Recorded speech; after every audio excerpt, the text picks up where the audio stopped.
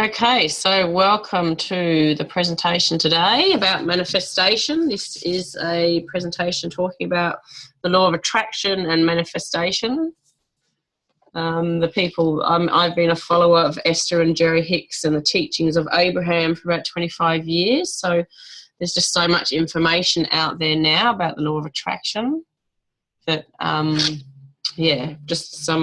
I've chosen to do some sort of science-based stuff about the science behind it all, and then just some practical tips about it all.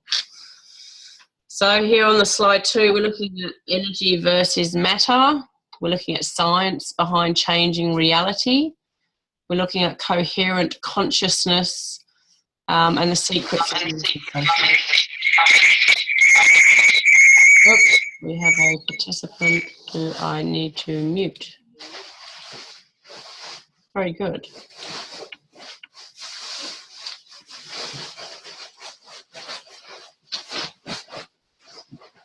Okay, so the belief is that, the thoughts that come from our thoughts yesterday, they present thoughts, they help build our life of tomorrow.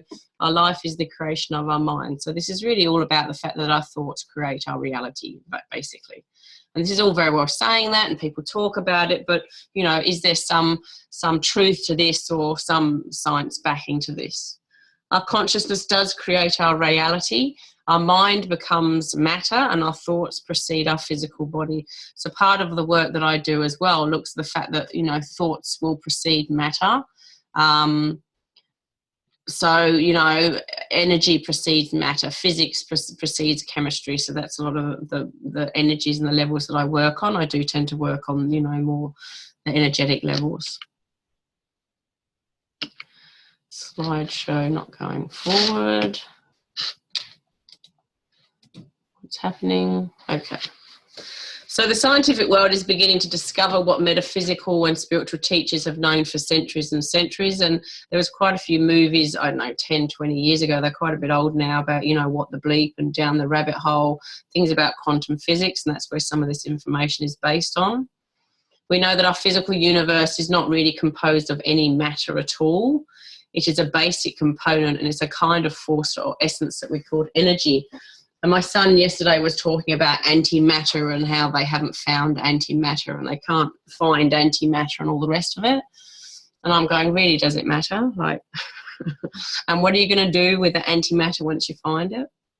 Anyway, so the reality is that things can appear to be solid and separate from one another on the level of which our physical senses perceive them. So, we perceive things as being solid, we perceive material items as being solid around us, but once we start breaking them down into their smaller particles, we tend to find that basically things are composed of matter.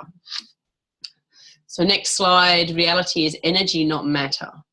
So on a finer level, when you break these things down, you've got an atomic and subatomic levels.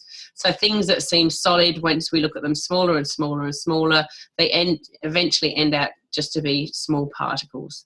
So everything is basically made up of energy particles. So we are just pure energy. So physically, we're made of energy. Everything within and around us is made up of energy.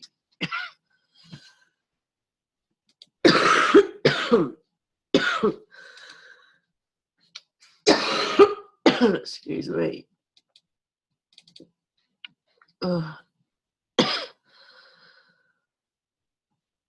Zoom recording.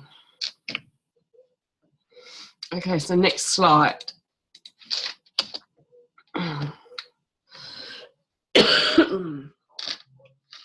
Okay, so consciousness changes reality. So the very thought and feelings that we have can change our reality. It's how we perceive our environment that changes our physical environment. So we can't necessarily change our environment, but we can change how we perceive our environment and what's happening around us.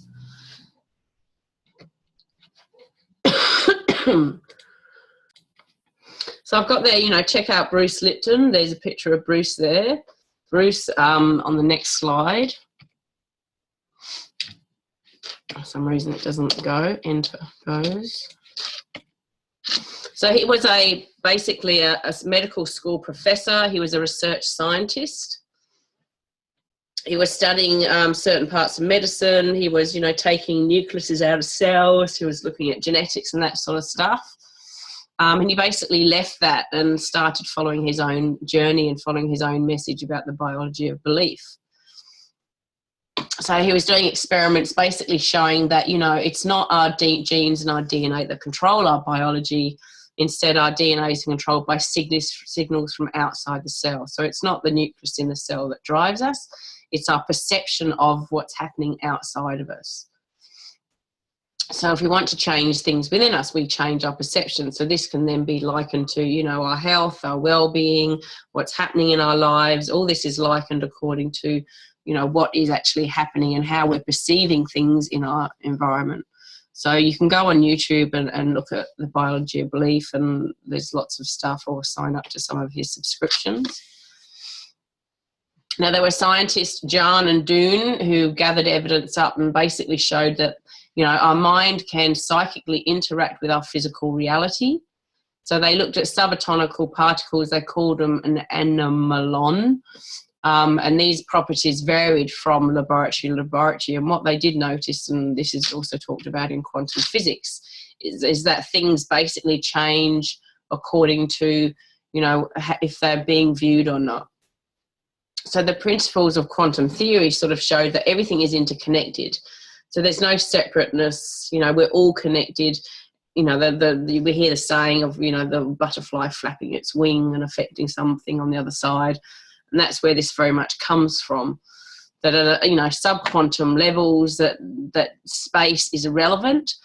Everything has a connection. All points in space become equal to all other points in space. So matter, whether it matters or not, is both a wave or a solid particle. So things can move and it can change. And then, with electrons, that basically they can form and they can come together, they can separate again according to whatever. There's no sort of logical reason as to why things are actually doing that. But the most interesting thing is the fact that everything is connected. So there's also a hologram theory where basically, we're a three-dimensional picture of energy that's sort of interplaying with each other.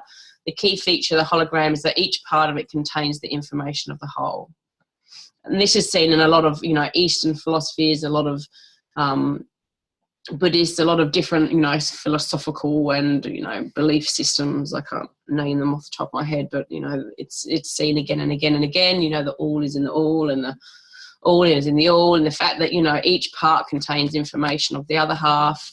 There's a larger universe and a smaller universe, but they're all connected and they all contain similar things. Mystics over the millennia have maintained that we didn't leave our houses to know the entire universe, all the mysteries that we have within us. And I know that from my personal growth as well, that basically the more we tend to grow and focus on ourselves, the more basically the reality is that we have everything that we need inside. So there does come a point in your life where you tend to stop looking outside for answers, because we have everything, we have all the knowledge that we need. We have the ability to tap into an infinite amount of wisdom and knowledge and expertise. It's all there within us. And society doesn't really encourage us to do that. Society sort of encourages us to go seeking knowledge from someone who's learned and someone who's trained, rather than actually going internally and actually connecting with the self and seeking the answers inside. And I was pondering that last night in bed, or whenever I was pondering the fact that, that often we, when things are happening. So at the moment I'm really exploring with what is it that reignites people? What is it makes people really excited? And then I thought to myself, I haven't actually asked the universe, and I haven't actually put the question out. And we'll see when we come to the laws of manifestation, that the first thing is always to ask.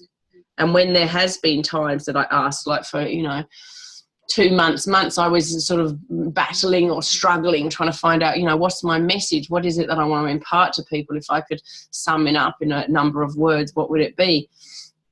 And then one day I sort of realized, well, have you actually asked? Have you asked for assistance? And when I did that, bang, within 24 hours, I had the answer. The answers came to me. So, you know, this is something that you have to ideally make time to do, is to actually ask for it. So coherent consciousness is basically, you know, if we look at an average human being like a light bulb, the light bulb gives off random and chaotic energy and light in all different directions.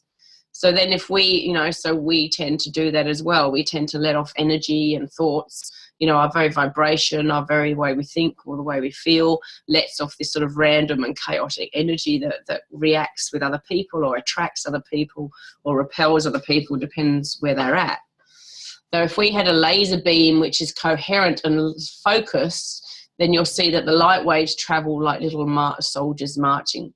So once we start focusing energy, then there becomes more power with it, and it becomes more strong.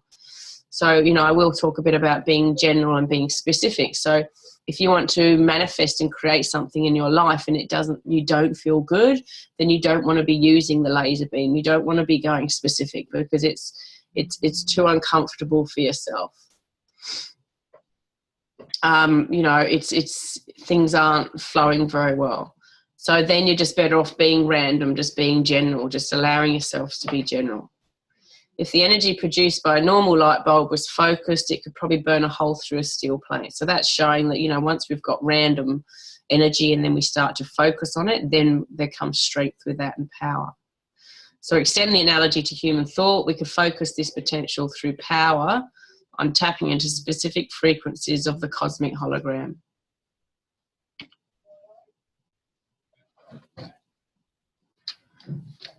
Hang on a second, I can actually hear somebody coming up my drive. Okay, so long-term meditators are found that attempting certain feats were found to have brain waves. You know, there's been many Buddhists and yogis who can sit there and they can actually focus their thought patterns and it is focus. The big thing is focus. And then basically that then creates like a delta or theta brainwave. And it's in that then, you know, that's where your laser beams are sort of attached. And that's why theta healing is very powerful.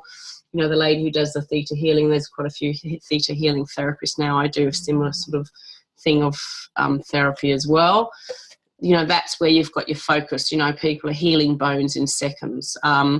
When you look at Greg Braden, when he talks about, you know, the science of miracles, where you've got cancers being healed in minutes, like I really get excited about that. And I really believe in that, the fact that, you know, we can just in minutes, we can actually tune into that vibration, and then out comes the laser beams and off we go. So, you know, when we exercise these abilities, we can selectively tune into different frequencies. And this is all very much what the law of attraction and manifestation is very much about.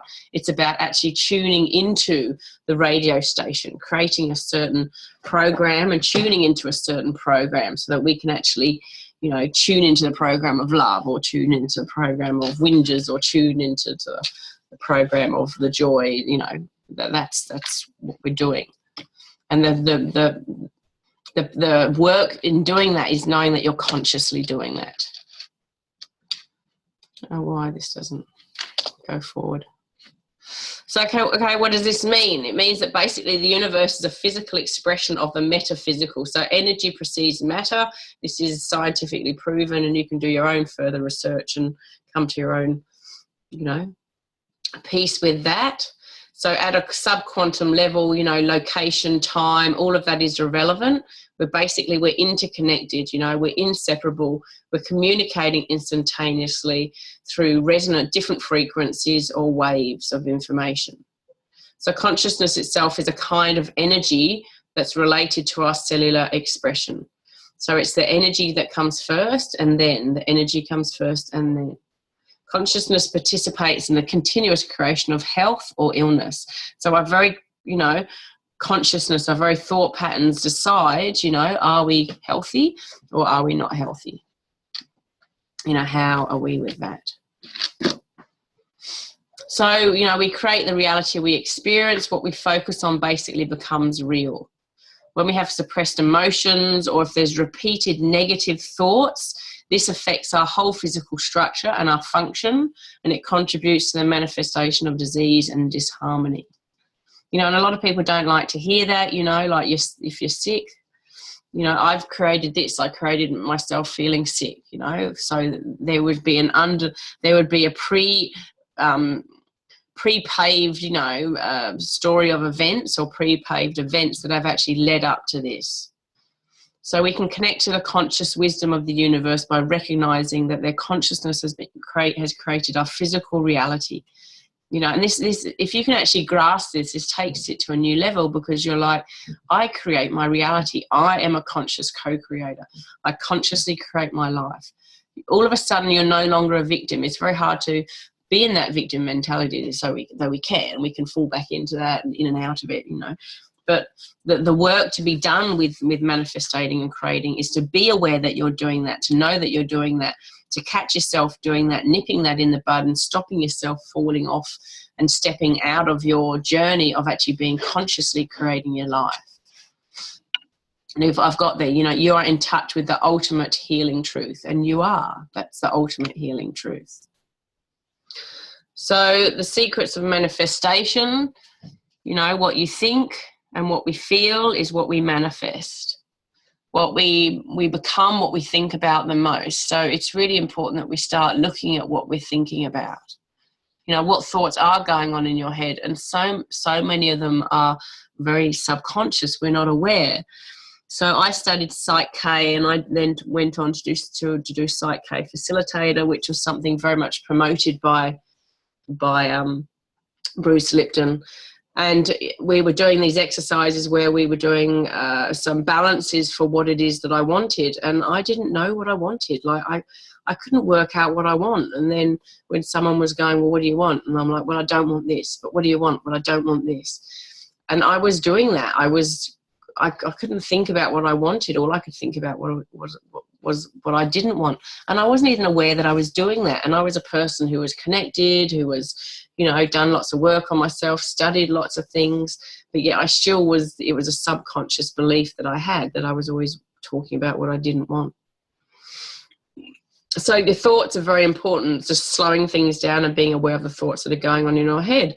So if I feel shitty, or I feel something's happening, rather than me sitting there with my head churning, I'll pick up a book, or I'll put a movie on the TV, or I'll do something to stop myself thinking negative thoughts, because it's far more destructive for me to sit there for an hour and think, you know, horrible negative thoughts than what it is to actually sit there and be distracted by something else. And ideally, if you distract yourself with something nice, like comedy or something funny or uplifting music, or, you know, something that's going to lift your spirits, and that's going to start lifting the vibration of what you are. So what you're feeling is a mirror of what you are, manifestation. Okay, and we have an emotional guidance system with 2 emotions, with not just 2 emotions. The list will come up with the emotional guidance scale. So, you know, when we're good, we're aligned. We're tuned in, turned in, tapped on, as I say, or as Abraham says. And you are, you know, you're tuned in, turned in, tapped on. So you're tapped into source, you're tapped into the universe, you're tuned in, you know, you're turned on to what's happening.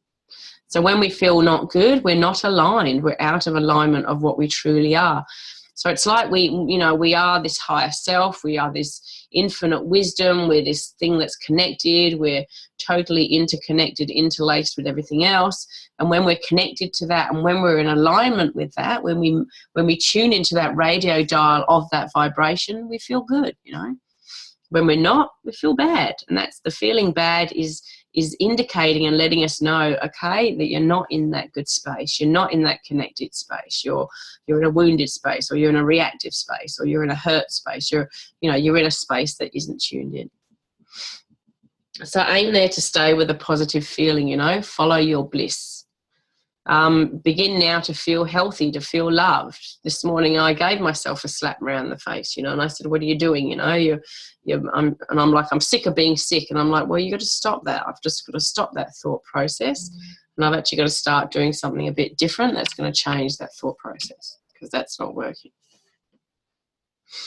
So the 3 stages in manifestation, okay? First one is ask, okay? You have to ask. And this is what I was saying before, you know, like I've been looking for my message and I didn't ask. When I asked, I got it, you know, in 24 hours. Last night I'm sitting there thinking, you know, have I actually asked the universe and said, you know, give me some ideas about feeling ignited and feeling alive and feeling passionate, and give me ideas of things that you can do, see, have. And this morning I was taking a photo for Instagram, and it felt good. It was like, okay, I'm now going to be aware of those indicators because I've asked for it. I've asked for to know these things. So the other thing with asking is being careful. 2 years ago I said, I want a new car. A week later someone T-boned me in my car. So yeah, I got a new car, but it wasn't the most pleasant thing to go through that experience. There was other ways you can do that. So be mindful of what you're asking for. Writing things down is amazingly powerful. It gives you focus. It gives you clarity. I've got there, I'm so happy and grateful now that I want more joy in my life. I want greater friends in my life. I want to have more laughter in my life. So that, first step's ask. Second step is answer. The universe will answer. The universe will provide. Just, it's true. The universe will provide. That's the easy part, okay? The harder part, or the bit that takes practice and work, is the third part, which is receiving, which is you tuning into your radio station and adjusting your radio dial to be that vibration, to allow that to come in. So when you're asking, be mindful that the universe doesn't know what's the difference between what you want and what you don't want. I don't want to be poor, so we're poor. I don't want to be sick, so we're sick. I don't want to be alone, so we're alone. I don't want to be lost, so we're lost. The reality is we get what we want and we get what we don't want.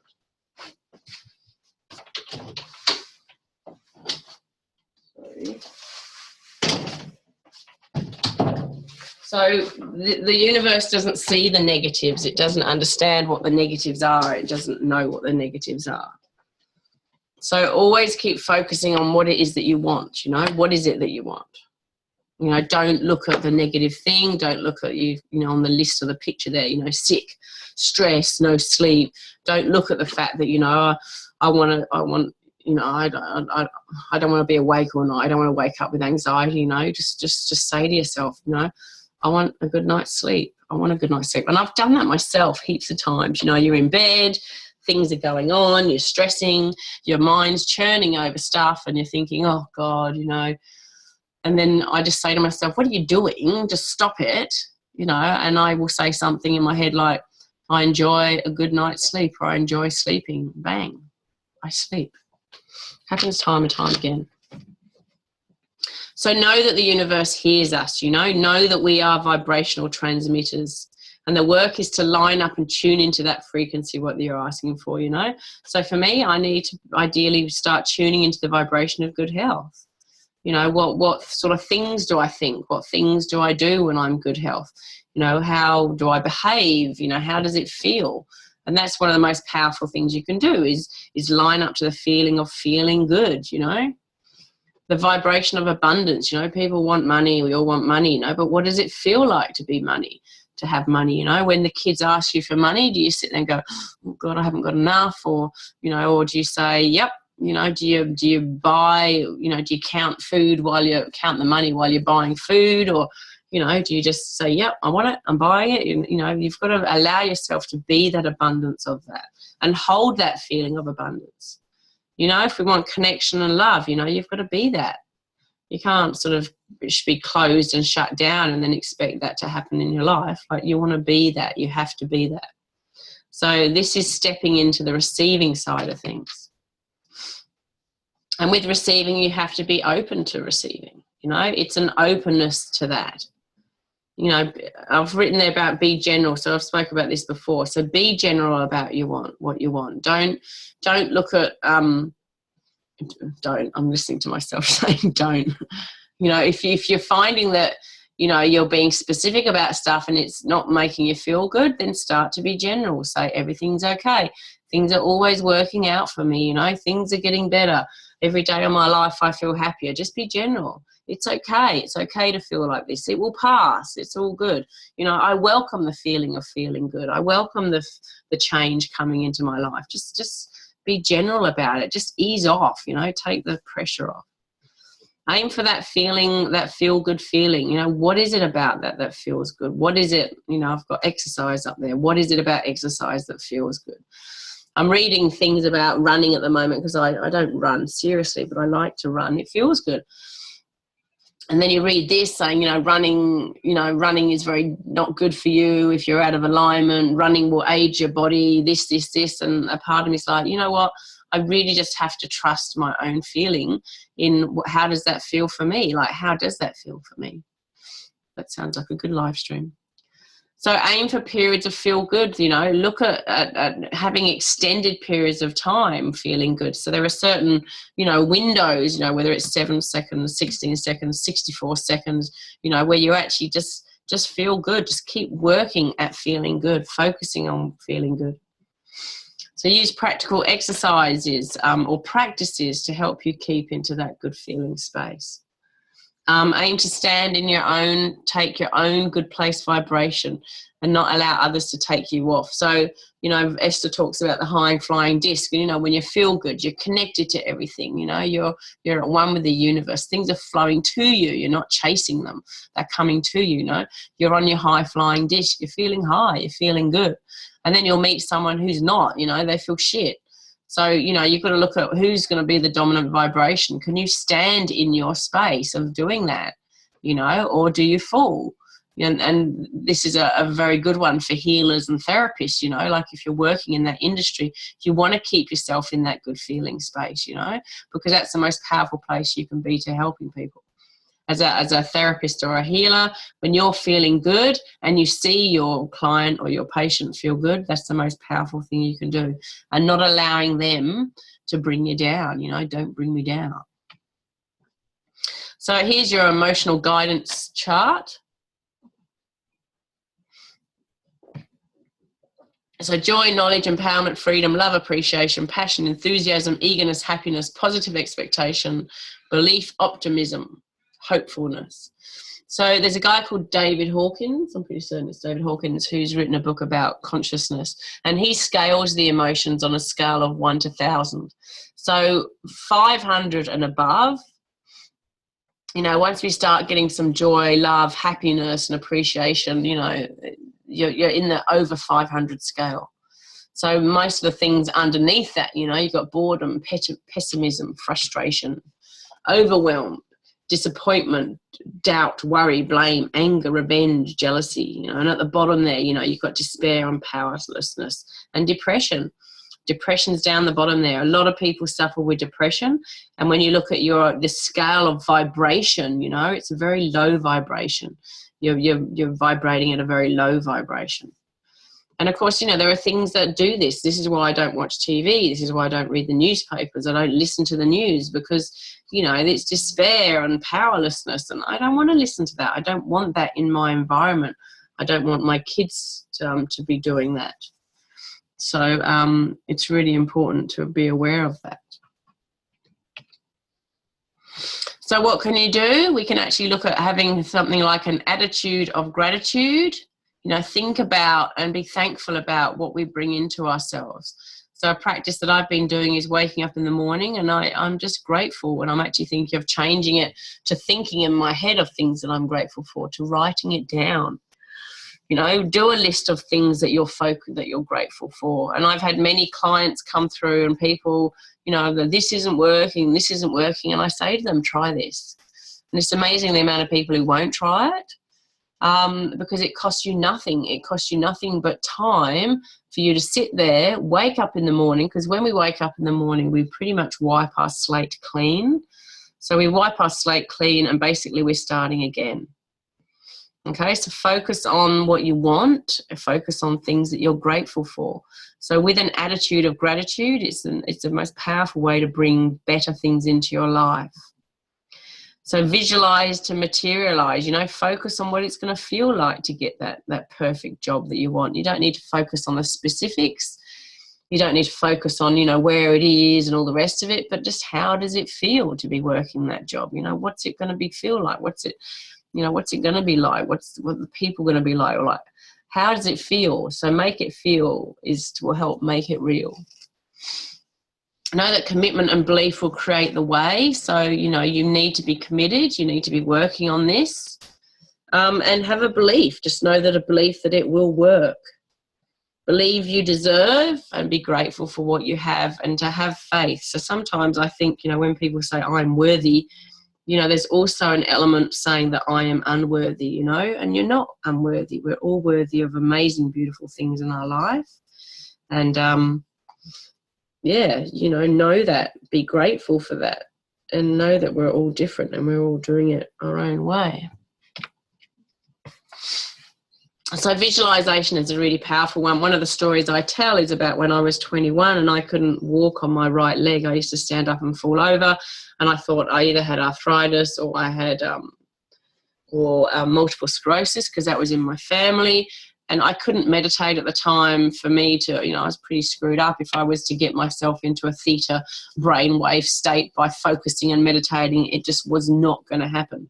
So visualization was what got me there, and it opened a door to the fact that, you know, there is more to this. The power of the mind is really powerful.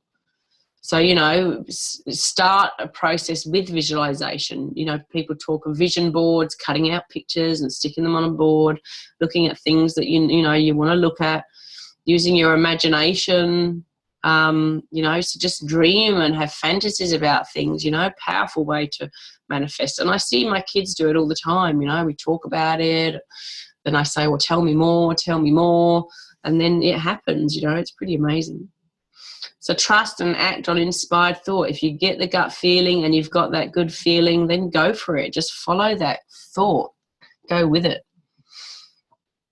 You know, notice the positive things of those who you spend time with. Be mindful of who you're surrounding yourself. I put the little kiddies on there having a fight, you know. You know, what's happening? Are you allowing or are you resisting?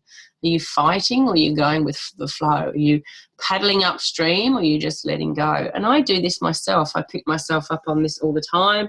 This is part of me being sick at this time as well, is the fact that I'm just pushing rather than letting go. I'm just, you know, just a case of letting go.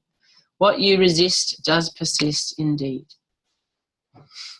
So other things you can be looking at doing is manifesting healing, you know, give mantra, I thank you for my healing, you know, believe that you're healed already. Watch happy films, funny films, you know, join a laughter club. That sounds like a damn fine idea. Be hopeful rather than fearful. Hopeful is the point where it takes you over, you know, the seesaw tips at hopeful. So, you know, we feel shit, things happen, we don't feel good, and we feel despair, depressed. So once we start feeling hopeful, hopeful is a good place. So the other thing I didn't mention is that, you know, on this emotional scale, say that you're feeling, you know, powerlessness or depressed, you're not going to suddenly jump from, you know, powerlessness to joy. It's just too big a leap. And I did a chat with a client yesterday and she was feeling really sad. And she thanked me after that because she was feeling angry. And on that emotional scale, that's a good place. Like she's aware of the scale. She's aware of what's going on. She's aware of law of manifestation. So she knew that feeling angry was a better place. So from anger, she can then maybe get to hopeful. So it's a good pivotal change point. So remove stress and the body will heal itself. So there's another recording about stress and, you know, anxiety and some tips there of reducing stress. Remove your attention from that what you don't want and focus on what you do want. Very important thing to do. And remember that let your alignment be the first and foremost and let everything else be secondary. The first thing you want to do is feel good. And I say to people, just keep reaching for that feel-good feeling. Just keep reaching for that feel-good feeling. That's the first thing that you can do. Does it feel good? No. My daughter went off to the other side of the countryside, not feeling good, you know, and I'm like, you know, she's given it 3 months, still not feeling good. Then go where it's going to feel good. Just go where it feels good. Things will line up for you when you feel good. Not only will you have an internally joyous journey, but everything you have ever imagined will flow effortlessly into your experience. The ideal things that happen for us are things that happen out of the blue. You know, I have networks with people that happen out of the blue. The other week, I was feeling really good. I was consciously taking myself to a good place. Someone asked me if they could sell my teas online. No worries, great. You know what I mean? So it's not something that I was chasing. It was something that just came to me effortlessly, and I was feeling good and it flowed to me. Be mindful there's nothing you cannot be or do or have. But you make your dominant intent to be joyful. The first thing you want to do is just feel good. Do what feels good. Keep reaching for that better feeling. Keep reaching for that better feeling is probably the biggest message. The doing and the having will come into alignment once you get that one down. So once you get feeling good down, the rest will just line up for you. You will just keep following that good feeling. So lastly, you know, remember that life is supposed to be fun. We tend to forget that, and I forget that. We all forget that. And it's just a case of lightening up and doing just what's important and following that good feeling. And there's some references there, you know, about creative visualization, vibrational medicine, the essential David Bond, the molecules of emotion is a very good one, the hidden face of God, the holographic universe, and of course the secret DVD, whether it's the version with Esther Hicks on there or not, I couldn't tell you. And then Bruce Lipton with the biology of belief. So yeah, so thank you for listening to some of the secrets about manifesting and creating. There's plenty more to be spoke on, and I'm sure I'm going to expand more on some of those subjects and pick a certain topic of that and expand. Feel free to follow me on my website, louiseplant.com.au, and follow my blogs and keep keeping on, or subscribe to these videos that are going to start happening. So otherwise, you have a fantastic day. And remember, the thing to do more than anything else is to just keep following that good feeling. So just keep following that feel-good feeling. That's the message here. So you have a fantastic day and feel good.